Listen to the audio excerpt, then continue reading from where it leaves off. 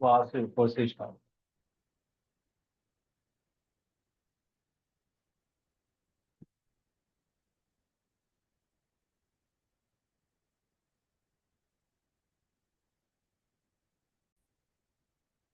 Okay. Index 16 PP, ए इसमें है AS10। ठीक है। ऑब्वियसली ये टेंजिबल एसेट से रिलेटेड है, इंटेंजिबल का अपन ऑलरेडी कवर कर चुके हैं। इंडेक्स कौन सा था? 36। ठीक है। तो ये है टेंजिबल एसेट के लिए पीपी का इंडेक्स। सबसे पहले पीपी का डेफिनेशन क्या है, तो इस पे ऑब्वियसली टेंजिबल एसेट कवर करना है। तो tangible asset are those asset which are held for use in the production और सप्लाई ऑफ गुड्स और सर्विसेज, और फॉर रेंटल टू अदर्स और फॉर एडमिन पर्पस। तो तीन पर्पस के लिए अपन टेंजिबल एसेट को रखते हैं, या तो प्रोडक्शन के लिए, ठीक है, या तो रेंटल के लिए, या तो जनरल एडमिन के लिए। ठीक है, तीन पर्पज है पीपी को हेल्ड करने का। या तो अपन उसे regular goods and services supply करने के लिए यूज करेंगे, यानी कि मशीन्स वगैरह इसमें आएगा। या तो रेंटल के ऊपर, यानी कि अगर सपोज अपना असेट रेंटिंग का बिजनेस है, अपन लेजर है, ठीक है, तो बहुत सारे बिजनेसेस फुल टाइम इसी में है कि वो लोग असेट खरीदते हैं, दूसरों को लीज पे देते हो। जैसे कंप्यूटर्स खरीदा, कोई कंपनी को लीज पे दे दिया, एसी खरीदा लीज पे दे दिया, मशीन्स खरीद के लीज पे दे दिया। ठीक है। या फिर अगर सपोज अपना ट्रांसपोर्ट वगैरह बिजनेस है, अब और हम लोग अपना जो व्हीकल्स है वो ट्रांसपोर्ट के लिए किसी को हायर पे देते हैं, तो वो भी रेंटल में काउंट होगा। ठीक है। तो गुड्स ट्रांसपोर्ट है या पैसेंजर ट्रांसपोर्ट है, वो भी इस पे काउंट होगा।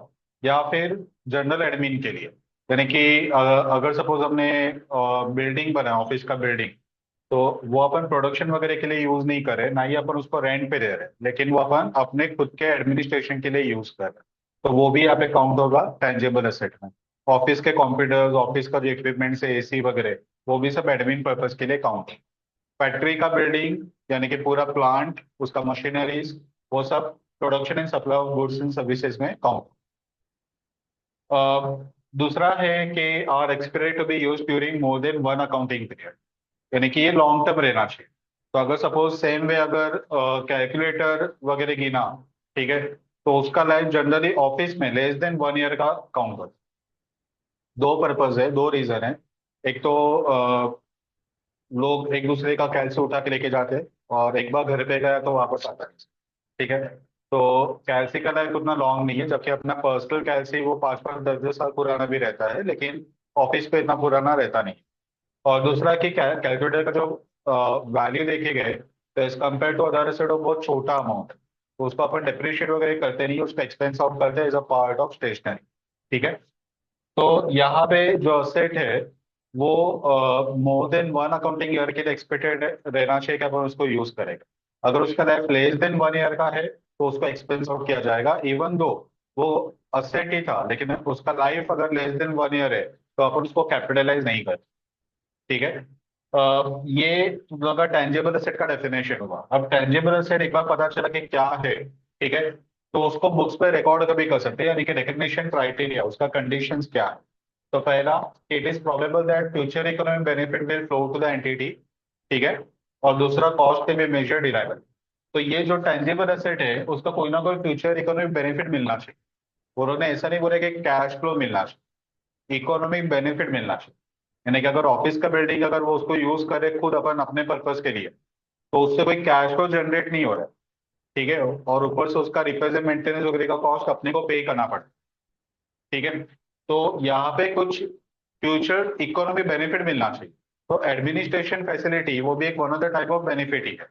तो ऐसा नहीं कि सिर्फ कैश बेनिफिट, इवन जो नॉन कैश बेनिफिट मिलेगा तो भी चलेगा, लेकिन कुछ ना कुछ बेनिफिट मिलना चाहिए। ठीक है। दूसरा है कि उसका जो कॉस्ट है वो मेजर करना पॉसिबल रहना चाहिए।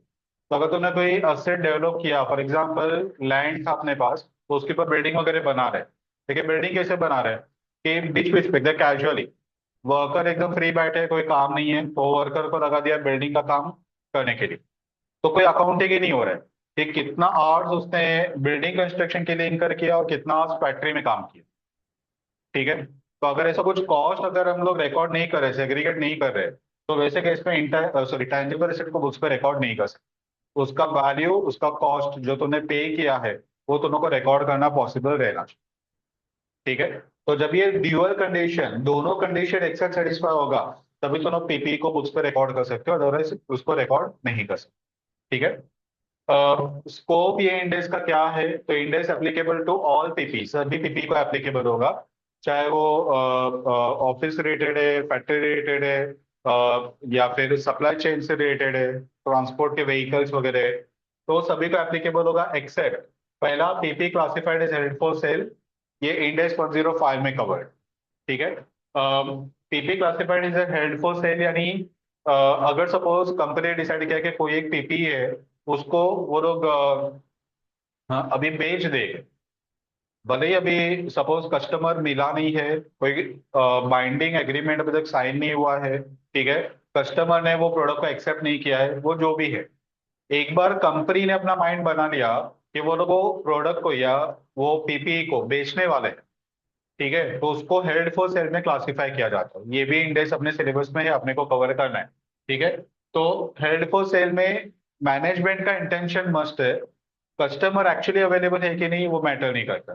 ठीक है। अगर कस्टमर अवेलेबल है, मैनेजमेंट उससे बात भी कर रहा है, लेकिन management back of the mind clear नहीं है कि उसको असेट को बेचना है कि नहीं बेचना है, तो उसको हेल्ड फॉर सेल में काउंट नहीं करेगा। तो हेल्ड फॉर सेल में आने के लिए मैनेजमेंट का फर्म इंटेंशन लेना चाहिए कि वो लोग असेट को बेचना चाहते हैं, जैसे कस्टमर मिला उसको बेच दे।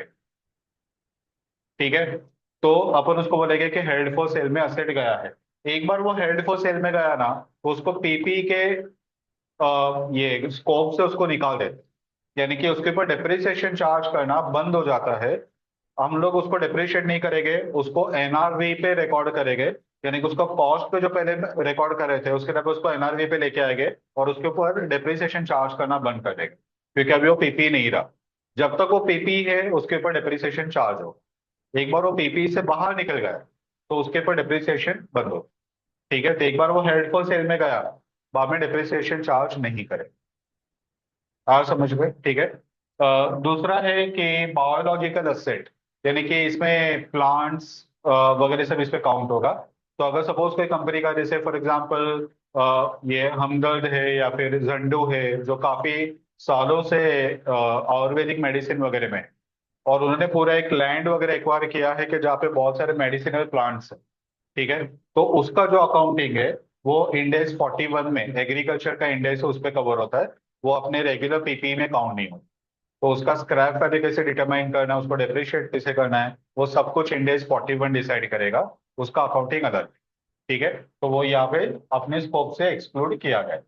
नेक्स्ट है asset in exploration for and evolution of mineral resources. तो अगर मिनरल रिसोर्सेज को या तो एक्सप्लोर करना है, या तो उसको मिलने के बाद उसको एक्सट्रैक्ट करना है, ठीक है, तो उसका जो अकाउंटिंग है वो इंडेक्स 106 पे कवर्ड। जैसे ओएनजीसी, ये one of the major explorer है इंडिया में ऑयल और नेचुरल गैस का। तो वो लोग का साइंटिस्ट लोगों का टीम रहता है, कुछ हाई एंड इक्विपमेंट्स रहते हैं, और वो लोग पूरे इंडिया में अलग अलग जगह पे वो लोग घूमते हैं, और वो लोग ढूंढते हैं कि ये लैंड के नीचे या फिर ये सी बेस के नीचे ऑयल या फिर नेचुरल गैस अवेलेबल है क्या। अगर वो अवेलेबल है तो हमें वो लोग प्लांट वहां पे सेटअप करेंगे और उसको एक्सट्रैक्ट करने को ट्राई करें। ठीक है। तो रिलायंस पेट्रोलियम का खुद का एक रिसर्च टीम है, और ओएनजीसी का रिसर्च टीम। मेनली ये जो बीपीसीएल एचपीसीएल वगैरह है, ये रिफाइनरीज, तो ओएनजीसी एक्सट्रैक्ट करता है, एक्सट्रैक्ट करने के बाद में वो ये कंपनीज को देता है, ये लोग उसको रिफाइन करके मार्केट में सेल करते हैं। तो ये सब डिस्ट्रीब्यूशन है रिफाइनरी कंपनीज। देखिए जो एक्सप्लोरर कंपनी है वो है ओएनजीसी। ऑयल इंडिया वो भी एक वन ऑफ द इंटरमीडियरी है जो ऑयल को अलग अलग कंपनीज को बेचती है। ठीक है। तो वो कंपनीज का जो असेट है उसका अकाउंटिंग इंडेक्स 106 पे स्पेसिफिकली अलग से दिया है, तो वो अपने को यहाँ पे नहीं कवर कर। ठीक है। मिनरल राइट्स और मिनरल रिसोर्सेज, यहाँ पे एक्सप्लोर करना था, उसको इवोल्यूट करना था, बाहर निकालना था। और यहाँ पे जो है ना, वो जैसे गवर्नमेंट ऑफ इंडिया का वो कॉलगेट करके अपन बोलते हैं, तो कॉलगेट यानी कि अपना कॉलगेट टूथपेस्ट नहीं, लेकिन वो कॉल का राइट्स, ये बिहार वगैरह में बहुत सारे कॉल के माइंस अवेलेबल है, तो वो लोग क्या करते हैं कि हर साल टेंडर ओपन करवाते हैं, और जिसने हाईएस्ट बिड दिया उसको कॉल राइट्स मिल जाएगा। तो एक पर्टिकुलर टाइम के लिए कॉल का राइट्स देंगे, और जितना लोग कॉल एक्सट्रैक्ट करेंगे उसका रॉयल्टी वो लोग गवर्नमेंट को पे करेंगे, प्लस मिनरल राइट लेने के लिए वो लोग एक लमसम अमाउंट भी देना पड़ेगा। ये इंटर में अपन उसका अकाउंटिंग किया था, ठीक है, रॉयल्टी वाला। तो उसका अकाउंटिंग अलग है, वो भी यहाँ पे पीपी में काउंट नहीं होगा, क्योंकि वो जो कॉल माइंस अपने को मिला है वो अपना नहीं है, वो गवर्नमेंट का है, अपन सिर्फ उसको एक्सट्रैक्ट करने का राइट एक्वायर कर, ठीक है। अ, अभी नेक्स्ट पॉइंट कि initial recognition of PP, PP को कैसे रिकॉर्ड करना है, यानी कि इनिशियल जो सबसे पहले जब ये पीपी एक्वायर करेंगे तो कौन से अमाउंट पे उसको बुक्स पे रिकॉर्ड किया जाएगा। तो पहला है कि PP will be initially recognise at cost, ये कॉस्ट पे ही रिकॉर्ड करना है। दो वर्ड्स है, एक है इनिशियल रिकॉग्निशन और एक है सब्सिक्वेंट रिकॉग्निशन, ठीक है। तो इनिशियली पीपी को कॉस्ट पे ही रिकॉग्नाइज किया जाता है और कोई वे नहीं, सिंगल एक ही वे है। सब्सिक्वेंट रिकॉग्निशन में इंडिया से दो मेथड बताया है, एक आता है कॉस्ट मॉडल और एक आता है रीवैल्यूएशन मॉडल। तो कॉस्ट मॉडल अपना जो ट्रेडिशनल है वो कि अपन उसको डब्ल्यूडीवी पे कंटिन्यू करते रहेंगे, और रीवैल्यूएशन मॉडल अपन उसको हर साल असेट को रिवैल्यू कर सकते हैं, ठीक है। तो ऐसे दो मॉडल्स दिए हैं जिसको सब्सिक्वेंट रिकॉग्निशन बोलते हैं। इनिशियल रिकॉग्निशन सभी मेथड के लिए कंपलसरी कॉस्ट पे रहेगा, तो दोनों आगे चल के चाहे कॉस्ट मॉडल एडॉप्ट करो या रिवैल्यूएशन मॉडल एडॉप्ट करो, पहली बार का रिकॉर्डिंग कॉस्ट पे ही करना है, उसको रिवैल्यूड अमाउंट पे नहीं कर सकते, ठीक है। यानी कि फॉर एग्जाम्पल मैंने असेट 1 लाख में खरीदा, ठीक है, तो मैं इसको बोलूंगा कि ये मेरा कॉस्ट ऑफ असेट, तो इनिशियली कंपलसरी ये 1 लाख पे ही रिकॉर्ड होगा, ठीक है। अब सपोज फॉर एग्जांपल ये 1 लाख का असेट सेकेंड हैंड है, ठीक है, और इसका मार्केट वैल्यू 1.5 लाख है। तो रीवैल्यूएशन मॉडल के हिसाब से एक्चुअली अपने को 1.5 लाख पे उसको रिकॉर्ड करना चाहिए, जो उसका रिवैल्यूएशन बोला था वो revaluation eight market price, market price पे उसको रिवैल्यू करो। लेकिन इनिशियल रिकॉग्निशन 1.5 पे नहीं हो सकता, वो कंपलसरी 1 पे ही होगा। पहला साल खत्म होगा तभी जाके उसको तुम मार्केट प्राइस पे लेके आ सकते हो, तो एक साल के बाद उसका मार्केट प्राइस जो भी रहेगा, सपोज 1.3 लाख है तो 1.3 लाख पे रिवैल्यू कर, ठीक है। लेकिन first time recognition compulsory 1 lakh पे होगा, 1.5 लाख पे नहीं है, चाहे तुम कॉस्ट मॉडल अडोप्ट करो या रिवैल्यूएशन मॉडल अडोप्ट करो, ठीक है। अब कॉस्ट में क्या क्या इंक्लूड होगा क्या क्या इंक्लूड नहीं होगा, तो इंडेक्स बोलते हैं कि पहला सबसे बेसिक एलिमेंट वो आएगा परचेज प्राइस, उसका असेट का परचेज कॉस्ट। परचेज प्राइस में जो अपन इनवॉइस प्राइस अपन पे करेंगे लेस ट्रेड डिस्काउंट या रिबेट्स वगैरह का कुछ मिला रहेगा।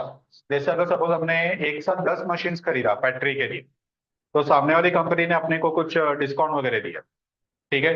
कुछ मशीन्स बहुत कॉस्टली है, जो स्पेशली रोबोटिक नेचर का है या फिर फुल्ली ऑटोमेटिक वगैरह है या फिर इम्पोर्टेड वगैरह है, तो उसका प्राइस बहुत ज्यादा रहता है। तो जब भी तुम लोग ज्यादा क्वांटिटी में खरीदोगे तो तुम लोग को ट्रेड डिस्काउंट और रिबेट्स वगैरह मिलेगा, ठीक है। तो अगर तुम लोग को ट्रेड डिस्काउंट रिबेट्स वगैरह मिला तो परचेज प्राइस से माइनस करो। वैसे सेम वे अगर non refundable duties and taxes रहेगा तो तुम लोग इसको ऐड कर सकते हो, लेकिन अगर ड्यूटीज एंड टैक्सेस रिफंडेबल है, ठीक है, जैसे अगर इंडिया से खरीदा और जीएसटी लगा तो जीएसटी का तुम लोग आईटीसी ले लोगे, ठीक है, तो वो ऑटोमेटिकली रिफंडेबल में काउंट होगा। अगर तूने इंपोर्ट किया कस्टम ड्यूटी पे किया और कस्टम ड्यूटी का तुम लोग आईटीसी ले रहे हो, ठीक है, तो वो भी तुम लोग का रिफंडेबल में काउंट होगा, यानी कि जिसका आईटीसी नहीं मिलता है, ठीक है, वो तुम लोग यहाँ पे ऐड करोगे, ठीक है। अगर तूने कोई ऐसा कस्टम ड्यूटी पे किया जिसका आईटीसी अवेलेबल नहीं है, ठीक है, या फिर जिसका ड्यूटी ड्रॉबैक वगैरह का स्कीम भी एप्लीकेबल नहीं हो रहा है, तो तुम लोग उसको प्राइस में ऐड करोगे क्योंकि वो नॉन रिफंडेबल है। लेकिन ड्यूटी ड्रॉबैक मिल रहा है या फिर आईटी से मिल रहा है तो तुम लोग को ऐड नहीं करना। आया समझ में। नेक्स्ट है इंटरेस्ट और deferred payment as per Ind AS 23। तो अगर सपोज तुम लोग उसका जो प्राइस पे कर रहे हो वो इंस्टॉलमेंट में पे करे, और ऑब्वियसली जब ये वर्ड यूज करते हैं इंस्टॉलमेंट, तो इंस्टॉलमेंट में आता है प्रिंसिपल प्लस इंटरेस्ट। तो तुम लोग जो उसका प्रिंसिपल अमाउंट पे कर रहे हो ना वो परचेज प्राइस में इंक्लूड कर सकते हो, लेकिन जो इंटरेस्ट पे कर रहे हो वो तुम्हारा बोरोविंग कॉस्ट में काउंट होगा, और वो बोरोविंग कॉस्ट आगे चल के तुम लोग को डिसाइड करना है कि पीएनएल में ट्रांसफर करे कि उसको कैपिटलाइज करे। मैं वापस एक बार रिपीट करता हूँ, सपोज ये 1 लाख का मशीन है, ठीक है, तो हमने इसका सपोज 16,000 इंटू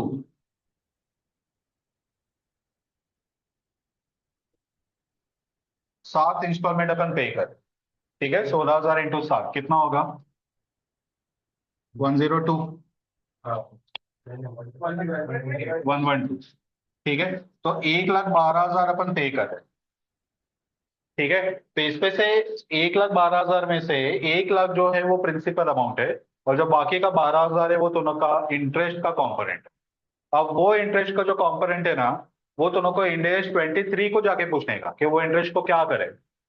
तो वो दोनों को क्वेश्चन पूछेगा कि असेट बताओ क्वालिफाइंग है या नॉन क्वालिफाइंग है, ठीक है। यानी कि अगर उसको सब्सटेंशियल पीरियड ऑफ टाइम लगता है to get ready for its intended use, ठीक है, तो वो क्वालिफाइंग असेट है, अदरवाइज वो नॉन क्वालिफाइंग। तो अगर तुमने उसको आंसर दिया कि हमारा असेट नॉन क्वालिफाइंग है, तो वो स्ट्रेट अवे बोल देगा कि उसका जो इंटरेस्ट है पीरियड में डाल। देखिए अगर तुमने आंसर दिया कि नहीं हमारा असेट क्वालिफाइंग है, उसको सब्सटेंशियल टाइम लग रहा है, ठीक है, तो वो केस में जब तक asset ready to use condition में नहीं आता है, तब तक का इंटरेस्ट तुम लोग कैपिटलाइज कर सकते, ठीक है। लेकिन डायरेक्टली उसको परचेज प्राइस का कंपोनेंट नहीं गिना जाएगा, पहले वो इंटरेस्ट को सेपरेट करेगा। इंटरेस्ट को सेपरेट करने के बाद में इंडेक्स 23 को पूछेगा कि अब ये इंटरेस्ट को क्या करे। अगर वो बोलेगा कि कॉस्ट में ऐड करो, तो अलग से ऐड करने का, डायरेक्टली पहले ही ऐड नहीं कर देने। यानी कि परचेज प्राइस में सिर्फ 1 लाख ही आएगा, 12,000 का इंटरेस्ट बाद में अलग से ऐड होगा। समझ में आया, ठीक है। और वो भी पूरा 12,000 ऐड होगा कि उसका पार्ट ऐड होगा, वो भी कौन बताएगा, तो इंडेक्स 23 बताएगा।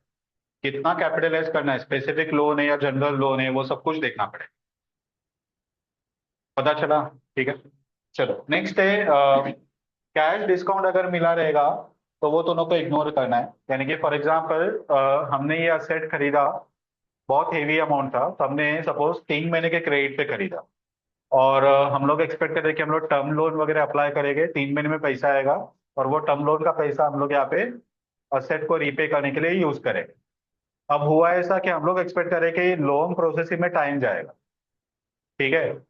लेकिन हुआ ऐसा कि बैंक वालों ने लोन एक ही महीने में प्रोसेस कर लिया, तो 3 महीने की जगह पैसा एक ही महीने में आ गया। तो हमने सप्लायर को बोला कि देख और 2 महीने का क्रेडिट पीरियड बाकी है, तो अगर तू डिस्काउंट देता है तो हम लोग अभी पे करते, कैश डिस्काउंट दे दे हम लोग अभी पे करते, वरना हम लोग हमारे पास जो टर्म लोन का पैसा है उसका हम लोग एफडी बनाएंगे, 2 महीना इंटरेस्ट कमाएंगे, और तेरा जब भी 3 महीने का क्रेडिट पीरियड खत्म होगा तब भी तुझे वो पैसा देगा, तब तक नहीं देगा।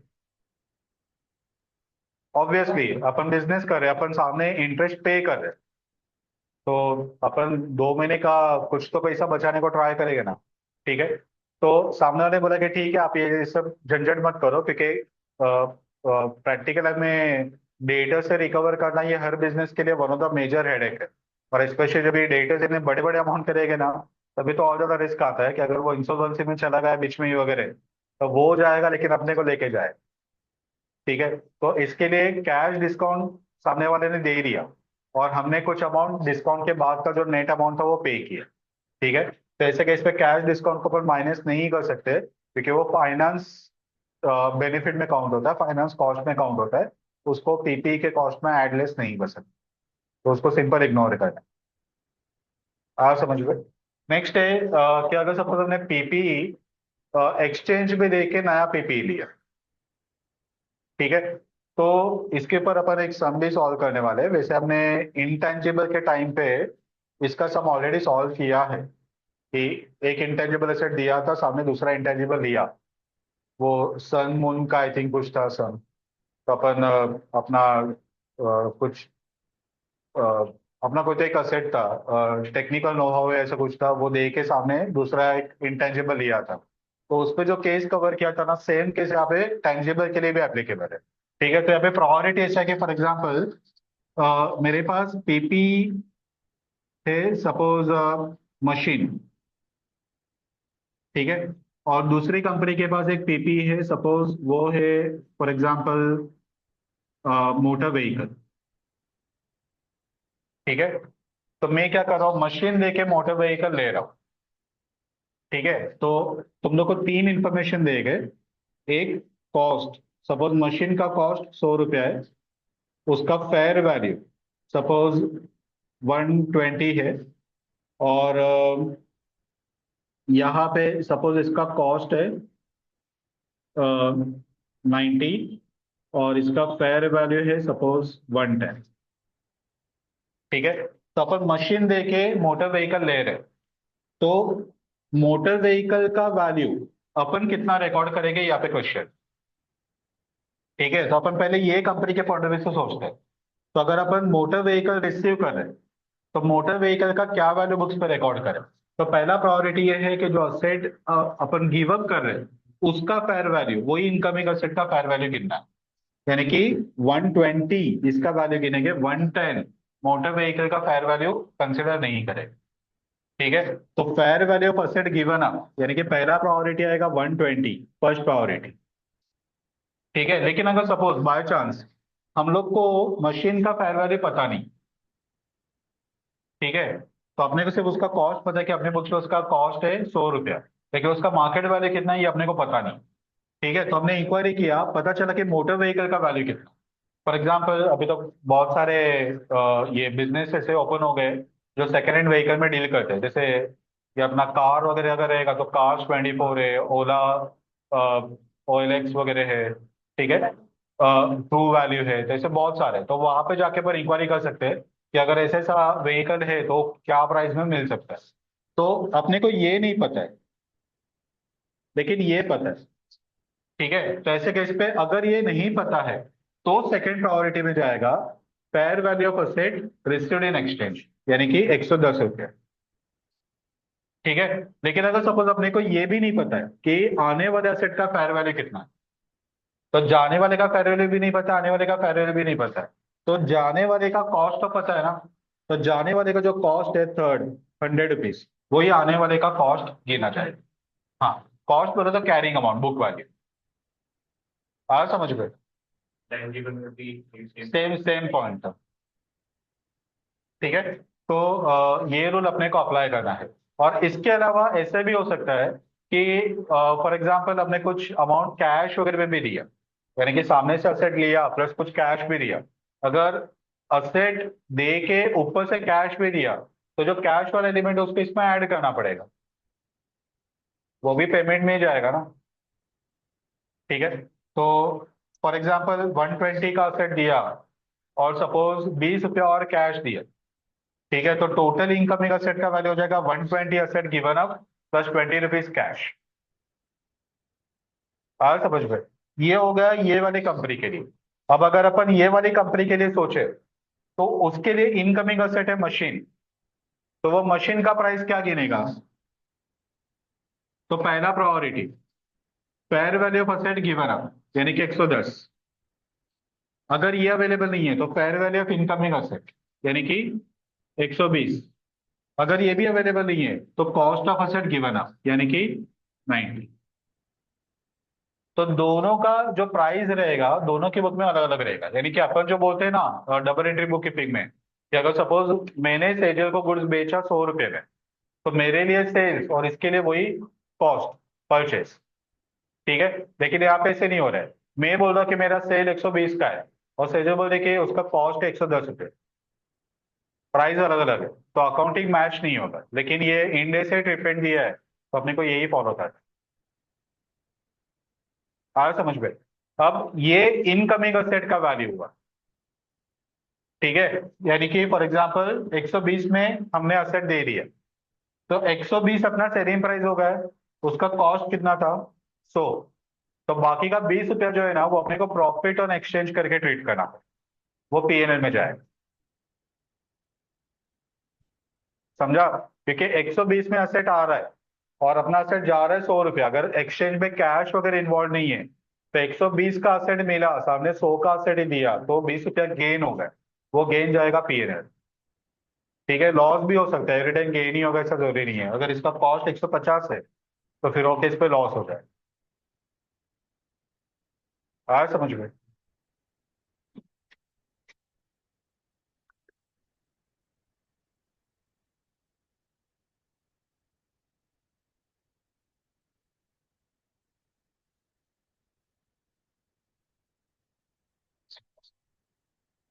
चलो अभी नेक्स्ट है डायरेक्टली एट्रीब्यूटेबल कॉस्ट। तो पहला अपन अगर जो प्राइस पे करे वो अपने को कॉस्ट में इंक्लूड करना है।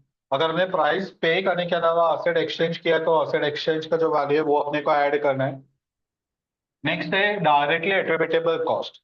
अब डायरेक्टली एट्रीब्यूटेबल कॉस्ट यानी कि कुछ ऐसे कॉस्ट जो पीपी को रेडी टू यूज कंडीशन में लाने के लिए अपन इंकर कर, ठीक है। तो जब तक asset ready to use condition में नहीं आता है तब तक का सभी कॉस्ट को ऐड करना अलाउड है। तो वो कॉस्ट को बोलते हैं डायरेक्टली एट्रीब्यूटेबल कॉस्ट, जैसे इंस्टॉलेशन चार्जेस है, असेंबली चार्जेस है, इरेक्शन चार्जेस है, ये सब कुछ अपन इस पे ऐड करेंगे। तो पहला है employees cost excluding abnormal cost, cost not in relation to installation और कंस्ट्रक्शन। तो पहला तो अपने को इंस्टॉलेशन का जो कॉस्ट है वो सब अपने को ऐड करना है। इंस्टॉलेशन रहेगा, इरेक्शन रहेगा, असेंबली वगैरह रहेगा। सब में डिफरेंस क्या है? इरेक्शन बोला तो जैसे मशीन्स वगैरह को काफी बार प्लेटफॉर्म वगैरह पे सेट करना पड़ता है, ठीक है। तो प्लेटफॉर्म वगैरह रेडी किया, इलेक्ट्रिक का वायरिंग वगैरह किया ताकि उसको कनेक्शन दे पाए, वो सब इरेक्शन में काउंट हो, ठीक है। स्पेशली इसमें सिविल वर्क वगैरह ज्यादा रहता है, ठीक है।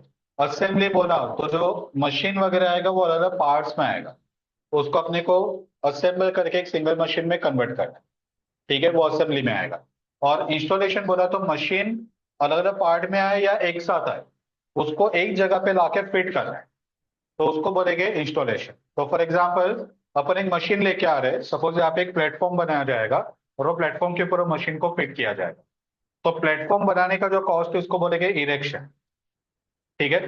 बाद में मशीन अलग अलग पार्ट्स में आया, तो हमने इंजीनियर को बुलाया, पार्ट्स को ज्वाइन करवाया, तो उसको बोलेंगे असेंबली। अब मशीन बनने के बाद प्लेटफॉर्म पे उसको फिट करना है, ठीक है। तो अपन उसको प्लेटफॉर्म पे रखेंगे, उसको नट एंड बोल्ट्स वगैरह से फिट करेंगे और उसको इलेक्ट्रिक का कनेक्शन वगैरह देंगे, उसको बोलेंगे इंस्टॉलेशन, ठीक है। तो ये तीनों कॉस्ट अपन ऐड करेंगे in the cost of PP. आ समझ में? अगर इसमें से कुछ भी कॉस्ट अगर अपने एम्प्लॉइज से करवाए, ठीक है, तो इवन वो पार्ट भी तुम लोग यहाँ पे ऐड कर सकते हो पीपी में। लेकिन जो एम्प्लॉय को दे रहे वो एबनॉर्मल कॉस्ट रहना नहीं चाहिए, पहला पॉइंट। यानी कि इंस्टॉलेशन के टाइम पे कुछ शॉक सर्किट वगैरह टाइप कुछ हुआ और अपनी कंपनी में ऑलरेडी मेंटेनेंस टीम है, तो अपने मेंटेनेंस टीम को बुलाया, वो लोग ने आके वो वायरिंग वगैरह का जो शॉक सर्किट वगैरह हुआ था वो सब वो लोग ने ठीक किए, ठीक है। तो हमने ऑब्वियसली अपने एम्प्लॉयज को कुछ पैसा नहीं दिया रहेगा क्योंकि वो अपनी ही कंपनी के रेगुलर एम्प्लॉयज है। लेकिन उसका पार्ट ऑफ दी जो कॉस्ट है वो अपन यहाँ पे ऐड कर सकते हैं अगर वो रिलेटेड टू इंस्टॉलेशन वो लोग कुछ काम कर रहे हैं, ठीक है। लेकिन वो एबनॉर्मल नेचर का रहना नहीं चाहिए, यानी कि एक्सीडेंटल अगर रिपेयरिंग वगैरह करा तो पार्ट ऑफ इंस्टॉलेशन नहीं है। समझ गए? नेक्स्ट है cost not in relation to installation या कंस्ट्रक्शन रहेगा तो वो तो लोग इंक्लूड नहीं कर सकते। वो कंपलसरी एम्प्लॉय को जो काम करवा रहे वो इंस्टॉलेशन या फिर कंस्ट्रक्शन से रिलेटेड रहना चाहिए। अगर तूने बाकी कुछ काम करवा और उसके लिए अगर कुछ पैसा वो लोग को दिया तो वो काउंट नहीं करेगा, यानी कि सामान उठाने का वगैरह, क्लीनिंग करना, सामान उठाना वगैरह, तो वो सब के लिए पैसा अगर देंगे तो वो अपन यहाँ पे काउंट नहीं हो। नेक्स्ट है कॉस्ट ऑफ साइट प्रिपरेशन। अब ये स्पेशली कंस्ट्रक्शन वगैरह में ज्यादा ये होगा कि अगर सपोज कोई लैंड है उसके ऊपर अगर अपने को बिल्डिंग वगैरह बनाना है तो पहले तो लैंड को लेवलिंग वगैरह करना पड़ेगा, तो जेसीबी वगैरह लेके आते हैं और वो जेसीबी से लैंड वगैरह को लेवलिंग वगैरह किया जाता है, डिगिंग वगैरह करना है, यानी कि साइट को प्रिपेयर करना है, बाद में उसका कंस्ट्रक्शन स्टार्ट है, ठीक है। तो साइट प्रिपरेशन का जो कॉस्ट है वो दोनों यहाँ पे ऐड करोगे। इवन जो फैक्ट्रीज में मशीन वगैरह बिठाने के लिए इलेक्ट्रिक वायरिंग होगा वो भी साइट प्रिपरेशन में काउंट कर सकते हो, यानी कि it is very similar to ये इरेक्शन, ठीक है। नेक्स्ट है freight and delivery cost. Obviously जो मशीन है उसको अपने फैक्ट्री तक लाने के लिए जो कॉस्ट इंकर होगा वो भी तुम लोग यहाँ पे ऐड करोगे, क्योंकि जब तक वो कॉस्ट पे नहीं करोगे मशीन तो पहुंचेगा ही नहीं, तो रेडी टू यूज कंडीशन में आ ही नहीं पाएगा। तो जो तुम डिलीवरी कॉस्ट या फ्रेट का कॉस्ट इंकर करोगे वो भी यहाँ पे ऐड हो। नेक्स्ट है इंस्टॉलेशन या असेंबली कॉस्ट, ये तो हमने पहले ही डिस्कस कर लिया है। अगर ये इंस्टॉलेशन या असेंबली अगर अपन वो लगे टेक्नीशियन से नहीं करवाते, अपने एम्प्लॉय से करवाते हैं, तो इवन अपने एम्प्लॉय का जो कॉस्ट है वो भी दोनों का ऐड कर सकते हैं। लेकिन जरूरी नहीं कि इंस्टॉलेशन या असेंबली थर्ड पार्टी का ही रहना चाहिए, वो अपने ऑन एम्प्लॉय से भी रह सकता है। अगर अपने खुद के पास ही एक्सपर्ट्स है तो फिर अपन बाहर से क्यों बताए, ठीक है। नेक्स्ट है cost of trial runs. Initial जो ट्रायल रन्स रहता है ना उसका जो कॉस्ट है, उसका जो लॉसेज है वो तो ना क्या पे ऐड कर सकते हो, ठीक है। अभी जैसे फॉर एग्जांपल कोई टेक्सटाइल कंपनी है और वो टेक्सटाइल कंपनी ने क्लोथ बनाने के लिए कोई मशीन खरीदा। ठीक है।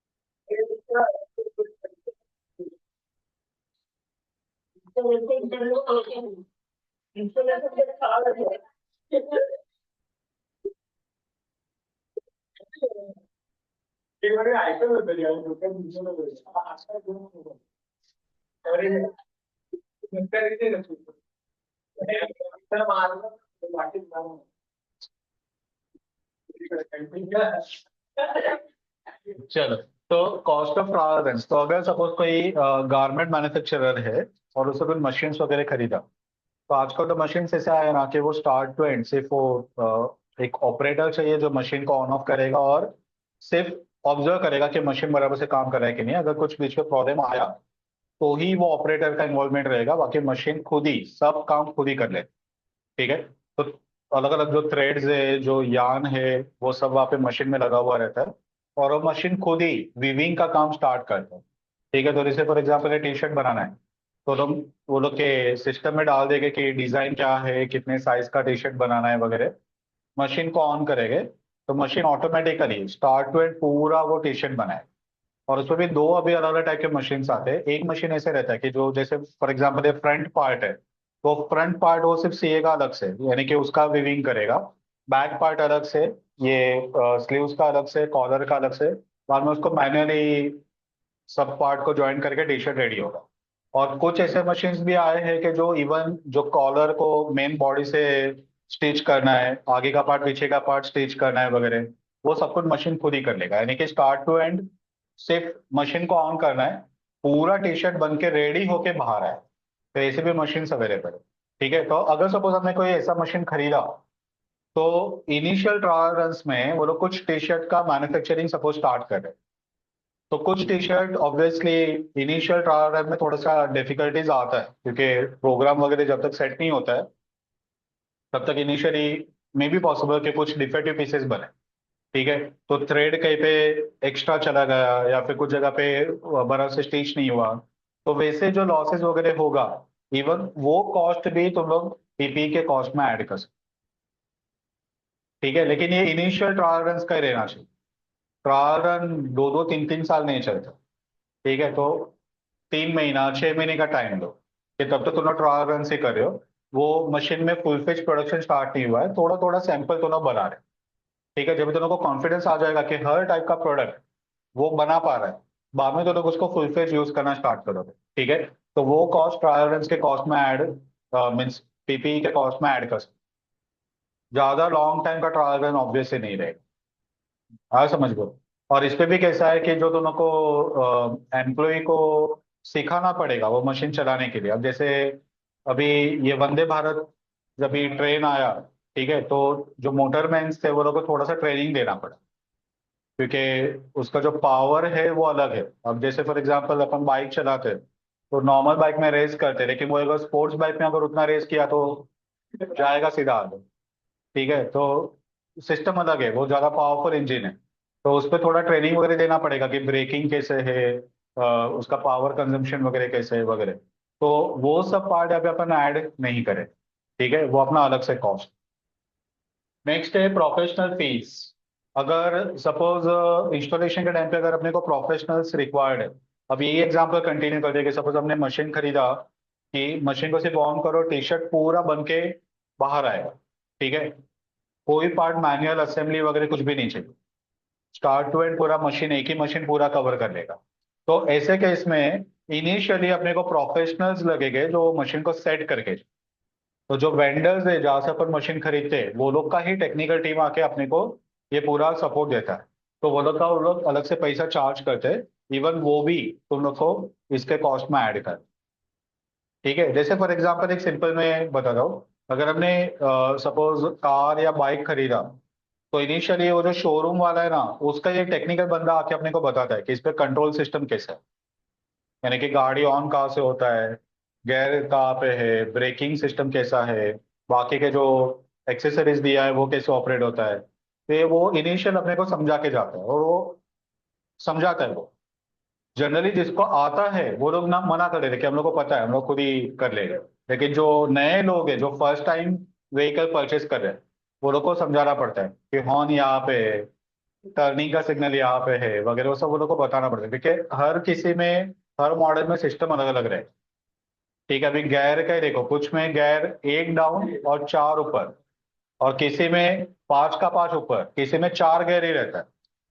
ठीक है, तो सभी के व्हीकल में अलग अलग है। तो पहला ऑब्वियसली वो टेक्निकल बंदा आके तो उनको थोड़ा सा बताएगा कि वन डाउन फोर अप, तो अपने को पता चलेगा। अदरवाइज अपन सब अप भी करते जाएंगे और डाउन होगा ही नहीं, नहीं डायरेक्टली जीरो से दूसरे गियर पे जाएगा, फर्स्ट गियर पे गाड़ी जा ही नहीं था।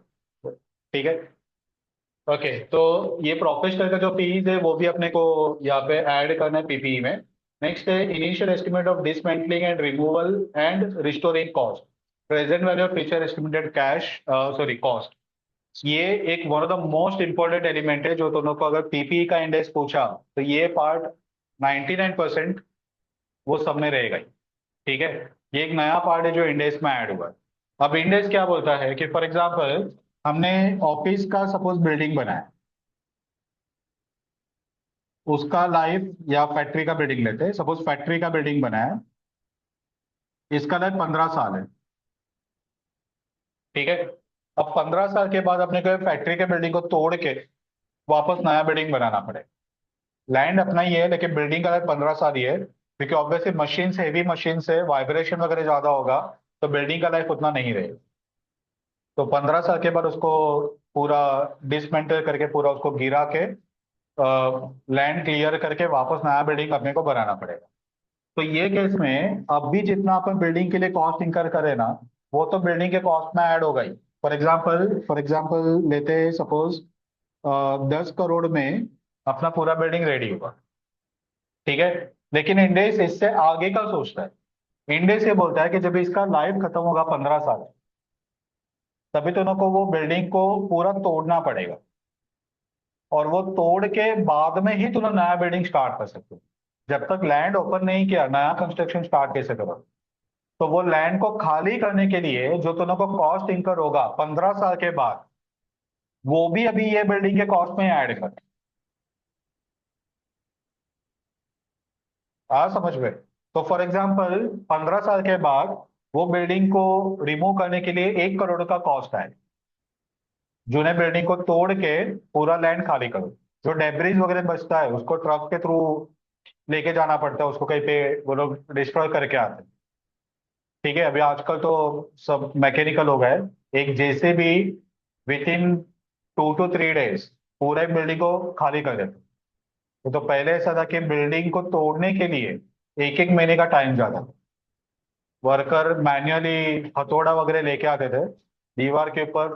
मीन से 4 माले का बिल्डिंग रहेगा तो फोर्थ फ्लोर से ऑब्वियसली बिल्डिंग को गिराना स्टार्ट होगा, ग्राउंड से नहीं होगा। तो फोर्थ फ्लोर से वो लोग एक एक करके फ्लोर को तोड़ना स्टार्ट करेंगे, बाद में धीरे धीरे करके ग्राउंड फ्लोर पे आएगा। तो वो बिल्डिंग को तोड़ने के लिए एक एक डेढ़ डेढ़ महीने का टाइम जा रहा था।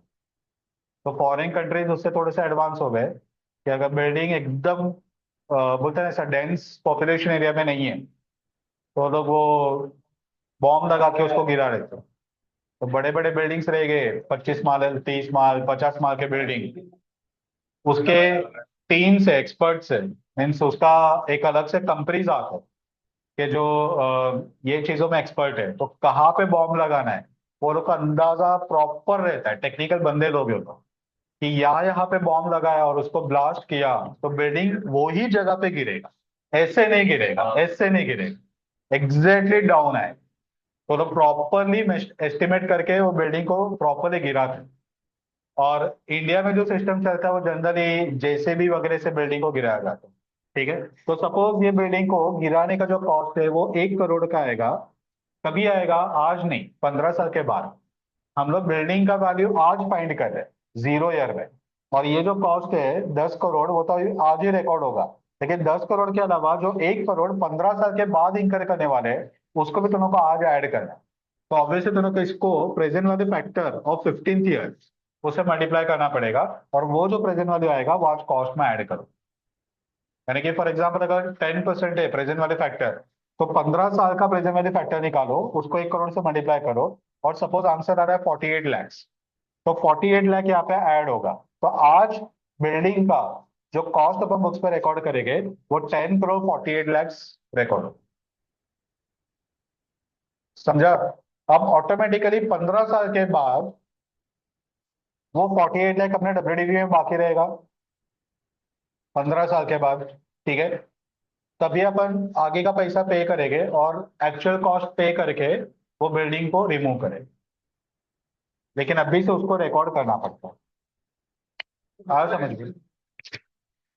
डबल नहीं हुआ, क्योंकि हमने रिकॉर्ड किया आज 48 लैक्स। अब वो 48 लाख तो अपने बुक में कंटिन्यू चलते ही रहेगा। एक्चुअली इंकर करेंगे 15 साल के बाद 1 करोड़। तो 48 लाख तो ऑलरेडी बुक्स में है। तो ऊपर का जो कॉस्ट है वो सिर्फ पीएनए में जाए। 48 लाख तो ऑलरेडी अपने बुक्स में है, और उसको 15 साल में डिप्रिशिएट करोगे तो वो भी कम हुआ है।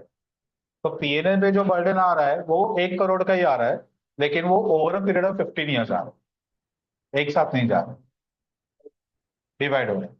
ठीक है? तो ये एक मोस्ट इंपोर्टेंट पार्ट है, बहुत सारे समय अपने को दिया रहेगा। तो जब भी तुम लोग को डिसमेंटलिंग कॉस्ट या रिमूविंग कॉस्ट या रिस्टोरिंग कॉस्ट वगैरह कुछ बोला, तो वो तुम लोग को यहाँ पे प्रेजेंट वैल्यू पे लेके आना है। सिमिलर एग्जांपल अगर अपने क्लासेस का अगर मैं बताऊँ कि सपोज प्रीमाइसेस रेंट पे लिया, ठीक है, तो लीज होल्ड एसेट बना। ठीक है? एग्जाम्पल फिट नहीं हो रहा है क्योंकि लीज होल्ड एसेट पीपी में काउंट नहीं होता है, वो लीज में काउंट होगा। तो फॉर एग्जाम्पल हमने ये बिल्डिंग मीन से प्रॉपर्टी खरीदा, ठीक है, और खरीदने के बाद में सपोज हमने ये दीवार तोड़ दिया क्लासरूम को बड़ा बनाने के लिए, ये दीवार तोड़ लिया क्लासरूम बड़ा बनाया वगैरह। ठीक है? और हमने सोसाइटी को लिख के दिया था कि जब भी हम लोग प्रीमाइसेस छोड़ के जाएंगे हम लोग वापस रिस्टोर करके जाए। ठीक है? तो सपोज हमने यहाँ पे इसका स्टेप्स अलग से बनवा दिया, डायरेक्ट फर्स्ट फ्लोर पे एंट्री अलग से स्टेप्स। ठीक है? तो जब भी हम लोग ये प्रीमाइसेस छोड़ के जाएंगे तो वो स्टेप्स वगैरह को निकालना पड़ेगा, तो वो सब रिस्टोरेशन कॉस्ट में काउंट होगा। तो उसका जो अमाउंट है वो मुझे प्रेजेंट वैल्यू पे लाना पड़ेगा और मुझे अब भी टीपी में ऐड करना पड़ेगा। ठीक है? नेक्स्ट है cost which are not included. क्या कॉस्ट इंक्लूड नहीं होगा?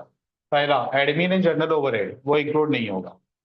ठीक है? तो अगर सपोज तुम का फैक्ट्री में एक नया मशीन बिठा रहे, तो तुमने फैक्ट्री का कुछ काम सपोज 1 हफ्ते 10 दिन के लिए रुका दिया। क्यों? क्योंकि नया मशीन जब तक इंस्टॉल नहीं होगा तब तक प्रोडक्शन वगैरह पॉसिबल नहीं होगा, तो ने काम को रुकवा दिया। तो 1 हफ्ता 10 दिन का जो ओवरहेड है वो तो ना मशीन के कॉस्ट में ऐड नहीं कर सकते कि ये मशीन को भी चार्ज हो रहा है।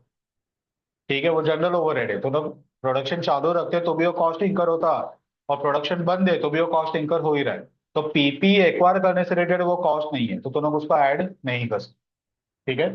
वैसे ही advertisement and promotion of new product, अगर वो मशीन से तुम कोई प्रोडक्ट लॉन्च करने वाले हो, नया कोई प्रोडक्ट लॉन्च करने के लिए वो मशीन खरीदा है, ठीक है, और इनिशियली वो प्रोडक्ट को एडवर्टाइज वगैरह करना स्टार्ट किया, तो वो एडवर्टाइजमेंट वगैरह का जो कॉस्ट है वो तो ना यहाँ पे इंक्लूड नहीं कर सकते।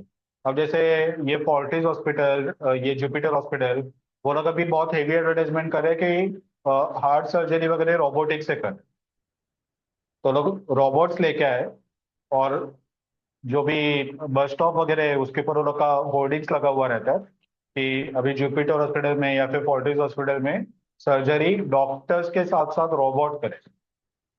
तो जो एक्यूरेसी लेवल है वो काफी हाई रहे, यानी कि बहुत बार ह्यूमन एरर्स के वजह से सर्जरी के टाइम पे पेशेंट का डेथ होता है कभी कभी, क्योंकि एकदम क्रिटिकल पार्ट्स में तो लोग हाथ डाल के अगर कुछ काम कर रहे हो, और अगर दोनों का हाथ थोड़ा भी शेक हो गया और कुछ पार्ट बॉडी का डैमेज हो गया है, तो कभी कभी वो बियॉन्ड रिपेरेबल रहता है। ठीक है? तो ऐसे केस पे अगर ये रोबोटिक सर्जरी है तो डॉक्टर सिर्फ कमांड देगा और रोबोट्स के जो हैंड से वो सर्जरी करे, तो उस पर एक्यूरेसी लेवल काफी ज्यादा रहेगा और प्रिसाइजनेस ज्यादा रहेगा। तो वो लोग एडवर्टाइज कर रहे हैं, लेकिन ऑब्वियसली ये तुम लोग पीपी के कॉस्ट में ऐड नहीं करोगे। जो रोबोट्स लोग लेके आ रहे हैं वो लोग के लिए पीपी है, लेकिन वो लोग पीपी के कॉस्ट में ऐड नहीं कर पाएंगे क्योंकि वो लोग का एडवर्टाइजमेंट का पार्ट है, जनरल एडवर्टाइजमेंट के जो लोग कर रहे हैं उससे पीपी का कोई कनेक्शन नहीं। समझा? यानी कि एडवर्टाइज नहीं किया तो भी वो मशीन उतना ही एफिशिएंटली काम करेगा, एडवर्टाइज किया तो भी वो उतना ही एफिशिएंटली काम करेगा, तो यानी कि उसके एफिशिएंसी के ऊपर कोई डिफरेंस नहीं है। ठीक है, और जो वेंडर है वो कुछ ज्यादा पैसा नहीं लेगा कि एडवर्टाइज किया तो उतना पैसा ज्यादा लिया, तो उससे कोई कनेक्शन नहीं है, तो वो तो ना यहाँ पे ऐड नहीं कर पाओगे। कॉस्ट ऑफ रीलोकेशन, यानी कि अगर सपोज तो का फैक्ट्री फॉर एग्जांपल भिवंडी में है, और तुम लोग वहां से सपोज तुम लोग फैक्ट्री को शिफ्ट कर रहे हो वाशी में, तो पूरा रीलोकेट करने के लिए जो कॉस्ट इंकर होगा वो तो पीपी में ऐड नहीं कर पाओ।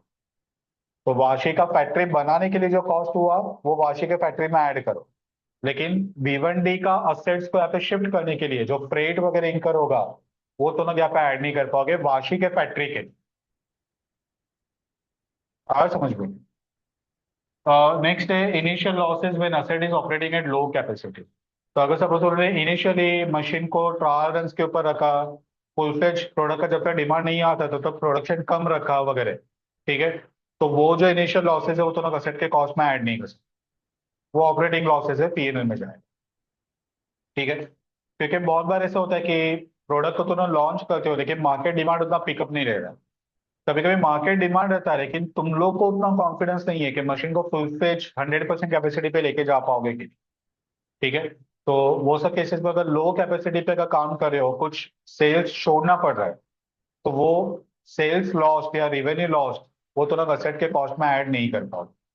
ठीक है, नेक्स्ट है repair and maintenance of routine nature. एक बार पुट टू यूज हो गया उसके बाद का रिपेयर एंड मेंटेनेंस ऐड नहीं कर पाओगे। पुट टू यूज के पहले जो रिपेयर एंड मेंटेनेंस होगा, मेंटेनेंस तो नहीं होगा, रिपेयर होगा, सेकेंड हैंड अगर असेट खरीदा तो वो तो ना ऐड करो, लेकिन पुट टू यूज के बाद का नहीं।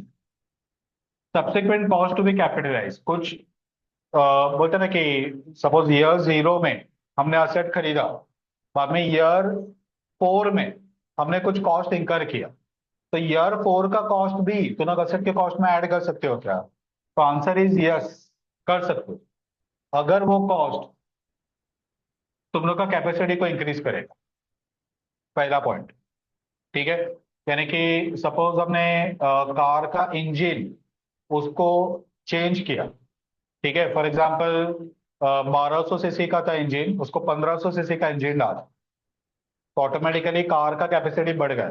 ठीक है, तो जो एफिशिएंट जो कैपेसिटी को बढ़ाएगा वो कॉस्ट को ना कैपिटलाइज कर सकते हो, इवन दो बाद में इंकर किया, बहुत सालों बाद इंकर किया, तो भी कैपिटलाइज कर सकते। ठीक है, कैपेसिटी इंक्रीज होना चाहिए। दूसरा है कि कॉस्ट और रिप्लेसमेंट ऑफ पार्ट्स। अब ये एक बहुत यूनिक फीचर इंडेज 16 ने दिया, एस 10 में ऐसा कोई फीचर नहीं था। अभी फॉर एग्जाम्पल सपोज एयरक्राफ्ट है, ठीक है, तो जो एयरलाइंस इंडस्ट्रीज है ना, ये लोग प्लेन्स वगैरह खरीदती है, जैसे बोइंग वो one of the major company है, तो बोइंग कंपनी से बहुत सारे लोग एयरक्राफ्ट खरीदते हैं।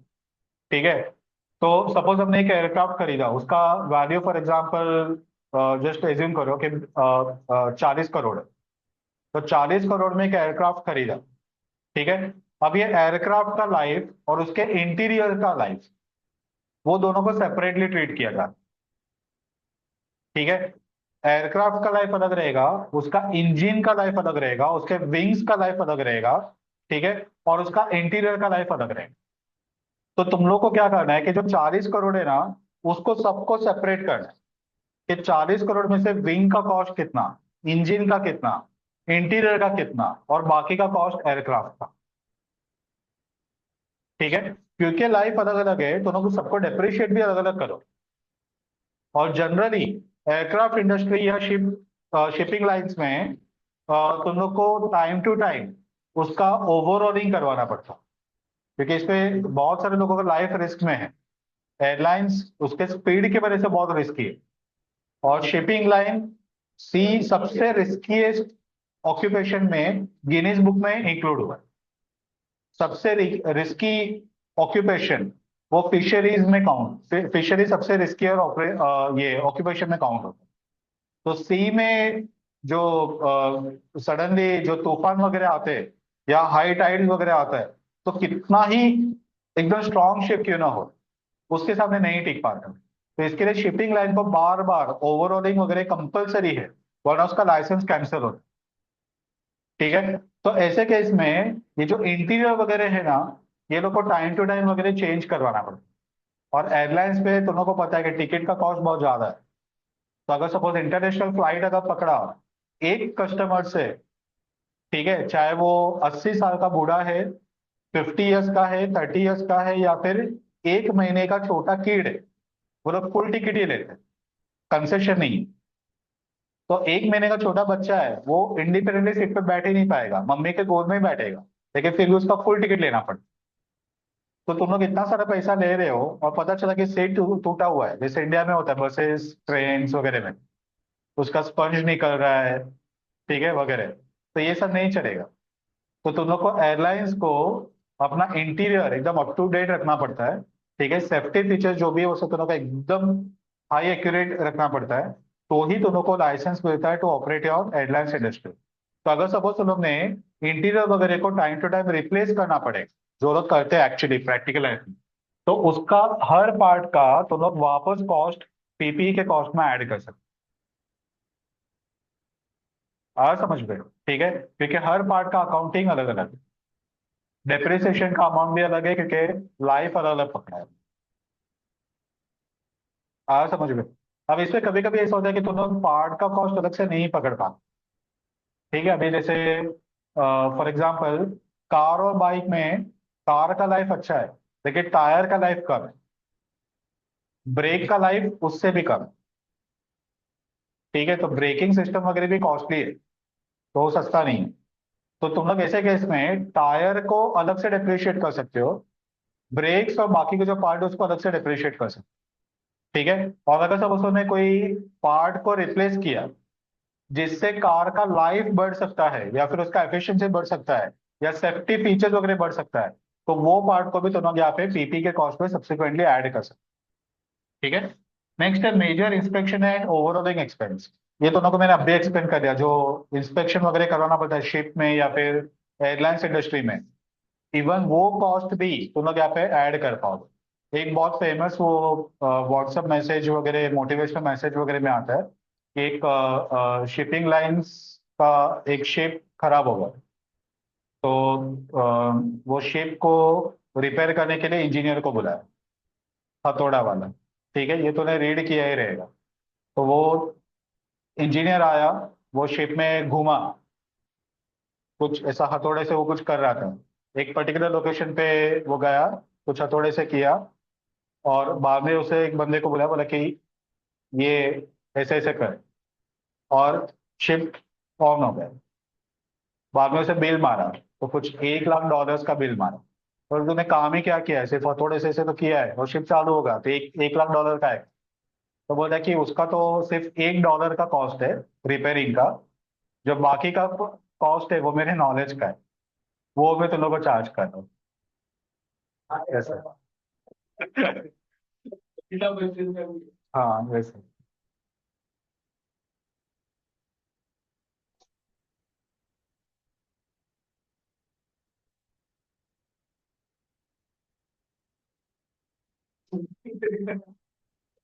तो पॉइंट ये है कि अगर सपोज तुमने कुछ मेजर इंस्पेक्शन या ओवरऑलिंग वगैरह करवाया, उसमें भले ही तुमने कोई पार्ट को रिप्लेस नहीं किया, लेकिन फिर भी वो कॉस्ट को भी ऐड कर सकते हैं। मैं इसका एग्जांपल बताता हूँ। अभी सीएनजी कार अपन जब भी लेते हैं ना, तो उसका 4 साल का सीएनजी का ये जो बॉटल रहता है उसका 4 साल का वैलिडिटी रहता है। हर 4 साल में दोनों को कंपलसरी गवर्नमेंट एजेंसी के थ्रू उसको इंस्पेक्ट करवाना पड़ता है। तो वो जो उसका बॉटल है वो लोग वो कार से निकालते हैं, और एक दिन के लिए वो लोग लेके जाते हैं, और बाद में वो लोग मशीन्स के थ्रू उसका इंस्पेक्शन होता है। और मशीन का खुद का वो प्रिंट आउट आता है, वो प्रिंट आउट में वो लोग बता दे कि ये अभी भी यूजेबल कंडीशन में है या फिर इसको डिस्कार्ड करना पड़े।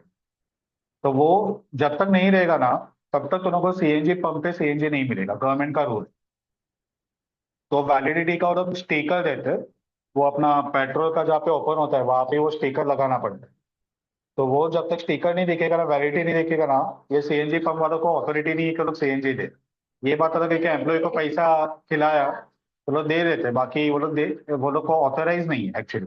ठीक है, तो पॉइंट ये है कि जो अपन हर 4 साल में इंस्पेक्शन करवा रहे हैं ना, इवन वो भी तो ना कैपिटलाइज कर सकते हैं, लेकिन वो ओवरऑलिंग में एक्चुअली काउंट नहीं होता है। वो जनरल गवर्नमेंट रूल्स के हिसाब से पीयूसी को कैपिटलाइज नहीं कर पाओ, ये बोल के कि हर 6 महीना साल में गवर्नमेंट ने बोला इसके लिए पीयूसी कैपिटलाइज कर, तो वो ओवरऑल एक नहीं। ठीक है, यानी कि पीयूसी के बिना भी तुम लोग प्रॉपरली चला पाओगे, इसे धुआं ज्यादा छोड़ेगा और खुद से पकड़ा तो फाइन मारेगा, बाकी तो लोग चला सकते। ठीक है, तो ये हो गया इनिशियल रिकग्निशन।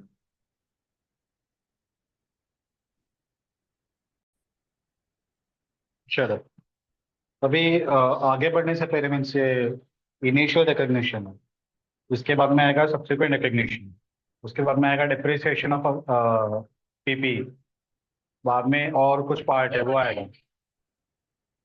हाँ, ये मिड बोल सकते हो, छोटा भी नहीं और बड़ा भी नहीं, लेकिन है मीन्स। खत्म हो गया एक ही।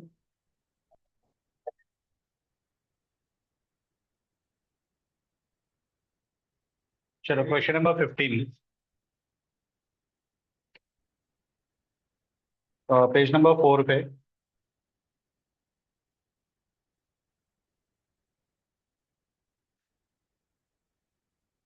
Question number 15. Ex Limited set up a plant for a purchase price of rupees 5 lakh plus GST at 18% interest rate. Freight paid rupees 20,000 plus GST 18% again interest rate. Paid rupees 10,000 is employees expenses for installation of planet हो गया, plant आना चाहिए. After the plant was put to use, the maintenance cost incurred rupees 5,000. Measure the initial cost to be recognized and pass journal entry. Estimated dismantling cost 30,000. Present value rupees 12,000.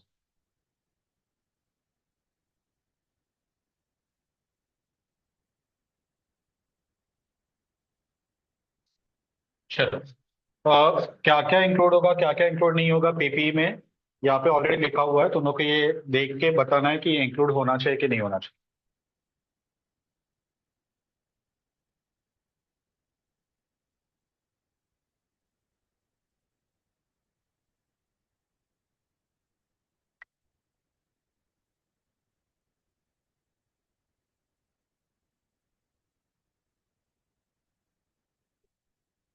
सबसे पहले बताओ, purchase price 5 lakh include करे या नहीं करे? Of course, ये तो purchase price 5 lakh ये इंक्लूड होगा प्लस जीएसटी एट 18%, यानी कि ये 5 lakh does not include GST, GST अलग से है। ठीक है, तो जीएसटी ऐड होगा क्या? नहीं। ठीक है, नेक्स्ट, फ्रेट पे 20,000,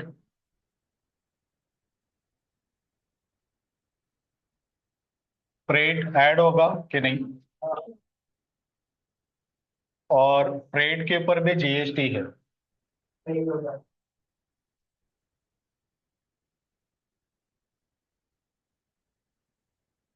ये नहीं होगा। ठीक है, 10,000 paid is employees expenses for installation of plant.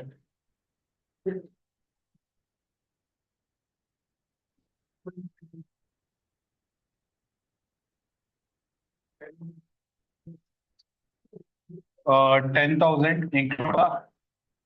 Yes, ठीक है। नेक्स्ट है, after the plant was put to use maintenance cost incurred rupees 5,000।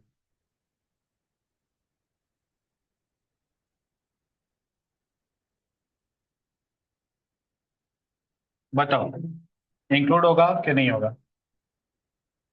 नहीं होगा। ठीक है, पुट टू यूज के बाद का जो रूटीन रिपेयर और मेंटेनेंस है वो अपन इंक्लूड नहीं करते। ठीक है, कहीं तो लिखा हुआ भी है, रिपेयर और मेंटेनेंस ऑफ रूटीन नेचर। ठीक है, लेकिन अगर सपोज हमने सेकेंड हैंड असेट खरीदा और खरीदने के टाइम पे अगर उसका रिपेयर और मेंटेनेंस करवाया तो वो इंक्लूड होगा, क्योंकि जब तक वो कॉस्ट इंकर नहीं करोगे तुम लोग असेट को रेडी टू यूज कंडीशन में ला नहीं पाओ, तो वो कंपलसरी है, लेकिन वो एट द टाइम ऑफ या बिफोर पुट टू यूज है। आफ्टर पुट टू यूज बाद में आगे का जो सब्सिक्वेंट रिपेयर मेंटेनेंस है वो पीएनएल में जो आता है वो कॉस्ट में ऐड नहीं होता। उसके बाद में वो लोग बोल रहे हैं, measure the initial cost to be recognised in pass journal entry, estimated dismantling cost 30,000 और उसका प्रेजेंट वैल्यू 12,000।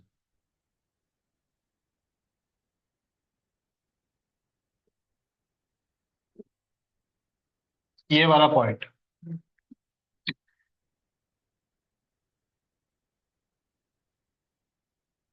ये एस्टिमेटेड कॉस्ट ऑफ डिस्मेंटलिंग, रिमूविंग और रिस्टोरिंग।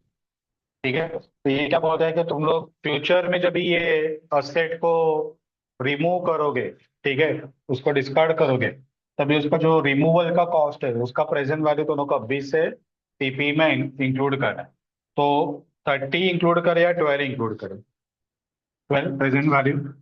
अगर प्रेजेंट वैल्यू नहीं दिया रहेगा तो प्रेजेंट वैल्यू फैक्टर बताए, वो प्रेजेंट वैल्यू फैक्टर से तुम को प्रेजेंट वैल्यू को फाइंड करना पड़ेगा। तो कॉस्ट ऑफ पीपी बताओ।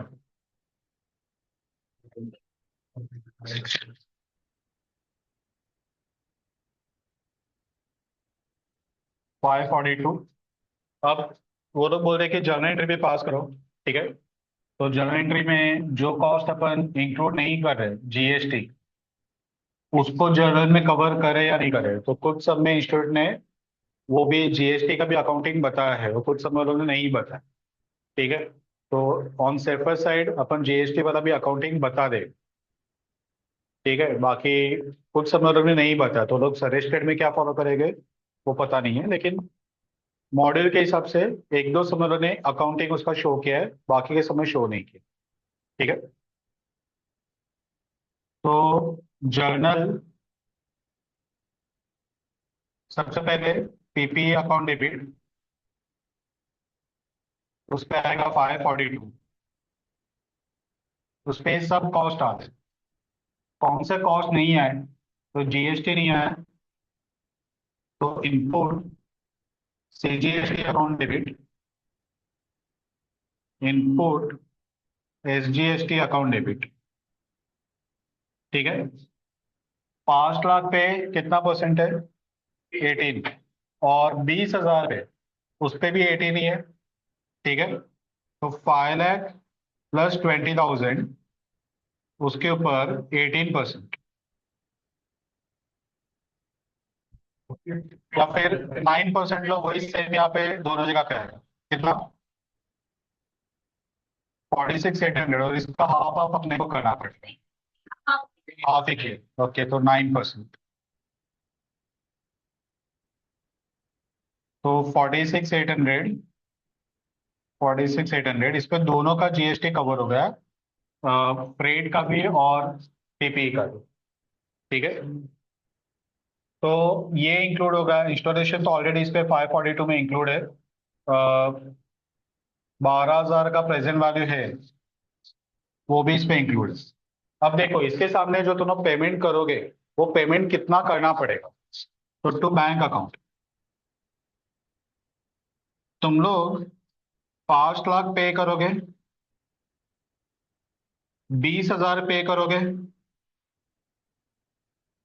उसका जो जीएसटी है 46,800 इंटू 2, ये भी पे करना पड़ेगा जीएसटी, कैश में देना पड़ेगा ना तुरंत। ठीक है, तो ये पे करोगे, ये पे करोगे, 20,000 पे करोगे। इंस्टॉलेशन पे करना पड़ेगा क्या? तो 10,000 पे करोगे। अब तो मुझे कि सर ये क्या आप चला रहे हो? ठीक है, एक ऐसा एलिमेंट है जो तुम लोग अभी पे नहीं करोगे। 12। तो तुमने अगर एक ही साथ देख दिया तो बैंक अकाउंट, यानी कि तुमने अभी से ही बिल्डिंग बनाया और तोड़ने के लिए अभी से पैसा दे दिया कि 12 साल बाद आना, तोड़ के जाना, पैसा भी ले ले। ठीक है, तो ये तुम लोग का 12,000 जो है, इसका प्रोविजन बनाना पड़ेगा। ये तुम लोग अभी पे नहीं करो। आया समझ में? तो बाकी सबको ऐड करना है, सिर्फ 12,000 को ऐड नहीं करना है, यानी कि 530 हो जाएगा। जीएसटी भी पे करे ना? अच्छा, 5 बराबर 542 में जीएसटी नहीं है। 623,600। ठीक है, प्लस इसमें प्रोविजन फॉर डिसमेंटलिंग कॉस्ट,